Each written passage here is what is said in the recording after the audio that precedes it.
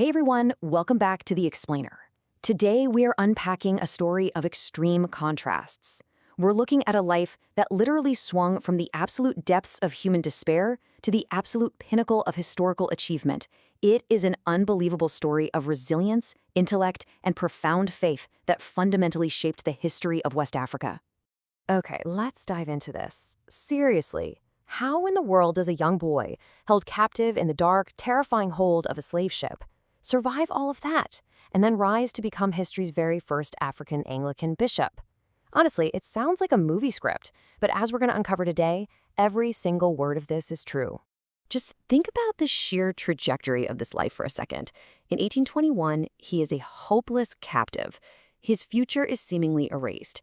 Yet, just a few decades later in 1864, he's standing there as a pioneering, world-renowned bishop. Establishing this deeply human timeline is absolutely crucial before we get into the historical data, because behind every date and fact we're about to cover is a man who lived through unimaginable trauma to achieve the extraordinary. So let's start with Section 1, Captured and Rescued. Born around 1809 in a peaceful town called Osogun, his life as a boy named Ajayi was completely shattered. Picture this, it's 1821, he's just 12 years old, and his village is violently attacked during regional conflicts tied directly to the Atlantic slave trade. Imagine being 12, captured, and forced onto a Portuguese slave ship. Those desperate moments in that ship's hold must have been absolutely terrifying. But his story didn't end in the Americas. His ship was miraculously intercepted by the British Royal Navy, who were actually enforcing a ban on the transatlantic slave trade at the time. By 1825, the entire trajectory of his life had been rewritten.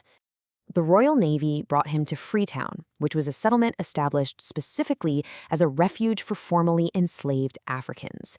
And for Ajayi, Freetown was exactly what its name suggested, a place to begin a completely new life. It was here that he was introduced to the Christian faith, he was baptized, and he took the name Samuel Crowther, which was actually to honor a supporter of the Church Mission Society. Which brings us to Section 2, the Gifted Scholar. Now, what's really interesting about this slide is just how much potential this guy had. Free from the chains of slavery, Crowther experienced this rapid, incredible intellectual awakening. He didn't just excel in one thing. He showed undeniable brilliance across languages, theology, teaching, leadership, and translation. He quickly mastered English, which was obviously a huge deal for his studies and future influence. But here's the kicker. He fiercely retained his deep knowledge of Yoruba culture and language. He didn't abandon his roots at all. He basically weaponized his education to uplift them. Because of these incredible gifts, his path into ministry accelerated fast. He was first sent to Fora Bay College for rigorous theological training. That sheer dedication led to his ordination as a deacon in 1843, and then, just 2 years later, he was ordained as a priest. But Crowther felt this really profound calling. He didn't just want to stay comfortable in Sierra Leone. He wanted to take his message back to his own Yoruba people. Let's move into Section 3, Dangers of the Niger. Navigating the Niger River, which is one of Africa's most critical and, frankly, perilous waterways, was definitely not a simple cruise. Crowther and his team faced deadly, constant threats. We're talking malaria and tropical diseases, complex language barriers, and fierce, direct opposition from active slave traders. Those traders saw Crowther's message of freedom and human dignity as a direct threat to their brutal business model. The sheer grit and resilience required to survive these dangers while faithfully establishing local Christian communities along those riverbanks is just staggering. Through all of that madness, his mindset was anchored by one single powerful conviction.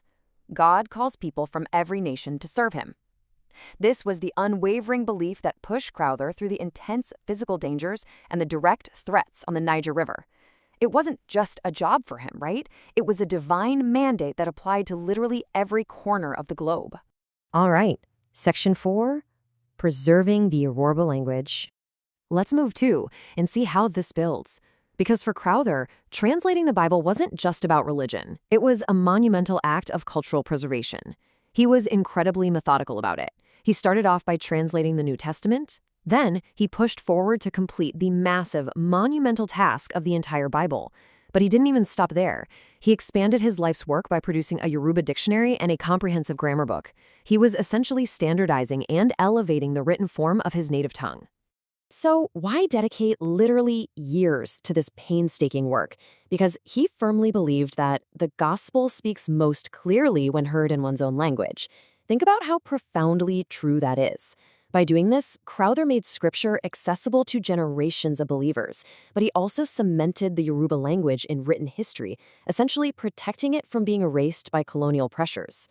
And now for Section 5, the first African bishop.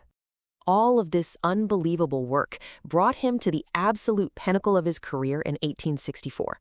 This is the momentous year he made history by being consecrated as the first African Anglican bishop of the Niger Mission. He was given oversight of this vast missionary field. For millions of Africans living through the dawn of the colonial era, Crowther became this immense symbol of hope and dignity. He was walking, talking proof that African Christians were fully capable of high-level spiritual and organizational leadership. But here is where we hit a really tragic historical reality. While Crowther had successfully established churches and definitively proved indigenous leadership capability, a European backlash was brewing. Influenced by a growing, prejudiced colonial mindset, European missionaries began to baselessly question the abilities of African leaders. They ultimately ended up sidelining Crowther and replacing African clergy with Europeans. Despite this massive discouragement in his later years, Crowther's core belief never, ever flinched. Christian leadership belongs to all whom God calls, regardless of race.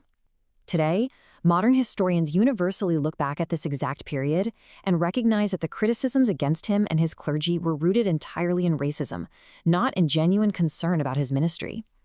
History has completely vindicated Crowther, proving his core belief about leadership absolutely true.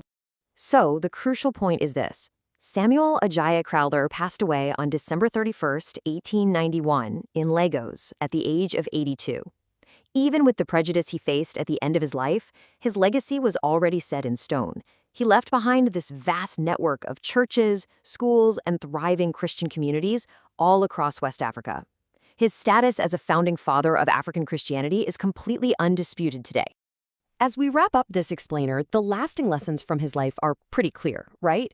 We see how the darkest circumstances, like literally being trapped in the hold of a slave ship, can be transformed. We see that education is an absolute essential tool for empowerment. We learn that faithfulness will always outlast office politics or human recognition, and ultimately that calling and potential are never, ever limited by race. He miraculously redeemed his own suffering to empower indigenous leadership. Samuel Ajayi Crowther's life is the ultimate proof that faithfulness outlasts prejudice, and that a dedicated, brilliant mind can change the course of history no matter where they start. So, looking at his incredible journey, how will you answer your call? Thanks so much for joining me on this explainer, and I'll catch you in the next one.